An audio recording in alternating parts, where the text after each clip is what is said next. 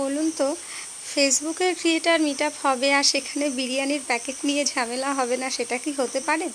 একেবারেই নয়। ফেসবুকের ক্রিয়েটার মিটআপ মানেই ইদানিংকালের ভিডিওতে দেখা যায় বিরিয়ানির প্যাকেট নিয়ে টানাটানি, জলের বোতল নিয়ে কাড়াকাড়ি। বিভিন্ন বড় বড় সেলিব্রিটি যারা আছেন, মানে বড় বড় ক্রিয়েটার, তো তাদেরকে ভিড় করে ফটো ভিডিও তোলার একটা ভিড় আর কি, হই হট্টগোল, এবং সেই সমস্ত ঘটনাগুলিকে কেন্দ্র করে বিভিন্ন রসালো ভিডিও ভিউজের আশায় মুখরোচক গল্প ফেসবুক খুলেই তো এখন দেখা যায়। তো এটাই হচ্ছে ফেসবুক ক্রিয়েটার মিটআপের বাস্তব চিত্র এখন আমরা প্রায়ই দেখতে পাই।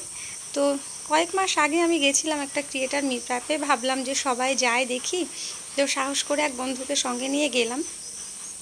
তো সত্যি বলতে তারপর থেকে আর আমি বলেছিলাম, নমস্কার বাবা, আমি আর কোনো ক্রিয়েটার মিটআপে যাচ্ছি না। প্রথমত আমি আর পাঁচজনের মতোই হই হই রই হই করে ওইভাবে ঠিক পারি না, হতে পারে বয়সের কারণে বা আমার স্বভাবটাই এরকম। আমি এরকম হই হই রই রই করে ঠিক সব জায়গায় গিয়ে করতে পারি না।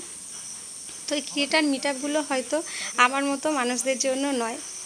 তবে সেই গল্প থাক, সেই গল্প থেকে বেরিয়ে আজকে কিন্তু একটা অন্যরকম গল্প শোনাবো। সম্প্রতিকালে কিছুদিন আগেই হয়ে গেল আমাদের বাতকুল্লাতেও কিন্তু একটা ক্রিয়েটার মিটআপ। তো আমাদের বাতকুল্লা বলার কারণ, আমি তো বাতকুল্লারই মেয়ে। তো গুটি কতক বললেও ভুল হবে, মোটামুটি জনা 50 বন্ধুকে নিয়ে বাতকুল্লাতে হয়ে গেল একটা ক্রিয়েটার মিটআপ। তবে যেহেতু সম্প্রতিকালের মিটআপগুলোর থেকে আলাদা, তাই অনুষ্ঠানের নামটিও কিন্তু ছিল আলাদা, ছিল বাতকুল্লা বন্ধন উৎসব। খুব সুন্দরভাবে অনুষ্ঠানটা শুরু হলো। প্রথমেই তো গুড়িয়াকে ডাকা হয়েছিল, ওখানে উপস্থিত গুণীজন যারা ছিলেন, তো তাদেরকে সম্বর্ধনা দেওয়ার জন্য। তো তিনিও আবার পুষ্পস্তবকটি গুড়িয়াকে ফিরিয়ে দিলেন। গুড়িয়া ভীষণ খুশি।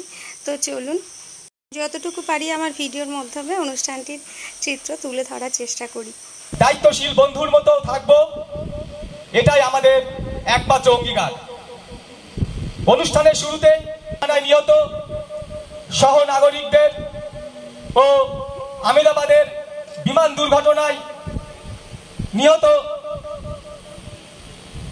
জন্য আমরা 1 মিনিট নীরবতা পালনের জন্য অনুরোধ করছি। সবাই উঠে দাঁড়ান। অনুষ্ঠানের শুরুটাই এমনভাবে হয়েছিল, সম্প্রতিকালে যে সমস্ত দুর্ঘটনা ঘটে গেছে আমাদের দেশে, তো সেই দুর্ঘটনায় নিহত ব্যক্তিদের আত্মার শান্তি কামনা করেই কিছুক্ষণ নীরবতা পালন করা হয়েছিল।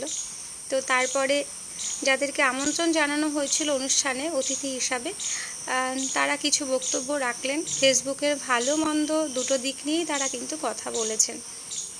বিশেষ করে ইদানিংকালে কিছু মানুষ ফেসবুকে তাড়াতাড়ি জনপ্রিয়তা লাভ করার জন্য হয়তো ভুল পথে পা বাড়াচ্ছেন, হয়তো না বুঝেই এই কাজ করে ফেলছেন। তো তাদেরকে সচেতন করা হয়েছে। সেই সমস্ত বক্তব্যই তারা রেখেছেন যে ভালো মন্দ দুটো দিকই আছে, আমাদেরকে ভালোটা বেছে নিতে হবে। কারণ আমাদের প্রত্যেকের পরিবারেই না ছোট ছোট বাচ্চা আছে, যারা কিন্তু আমাদের ভবিষ্যৎ প্রজন্ম। তো ওরা আমাদেরকে দেখেই শিখবে, ভালো মন্দ দুটোই আর কি। তো আমাদেরকে ভাবতে হবে, এই জিনিসগুলো মাথায় রাখতে হবে, যে কারণে অনুষ্ঠানটা আরও সুন্দর হয়ে উঠেছে। আর অনুষ্ঠান চলছিল, তার মাঝখানে আমরা এদিকে একটু তাড়াতাড়ি আমরা বেরিয়ে আসব, যেহেতু আমাদের গুড়িয়ার আবার নাচের ক্লাস ছিল, মানে তবলার প্র্যাকটিস ছিল আজকে। তো আমি বলে ভাবলাম বেরিয়ে আসব, কিন্তু ওরা কাউকে না খাইয়ে ছাড়েনি। তো খেতে বসে গেছি বাচ্চাদেরকে নিয়ে, সঙ্গে আরও অনেকেই ছিলেন। সত্যি বলতে খুব সুন্দর একটা অভিজ্ঞতা নিয়ে আজ ফিরছি। প্রথমে যাওয়ার ইচ্ছে ছিল না, না গেলে সত্যিই মিস করতাম। তো অনেক বড় পাওনা, অনেক সুন্দর একটা অভিজ্ঞতা হলো। এখন বাড়ি ফেরার পালা। তো ফেরার সময় তো রাস্তায় টোটো পাইনি, চলুন হাঁটতে হাঁটতে যাব মেন রোডের দিকে। রাখি আজকে, টাটা।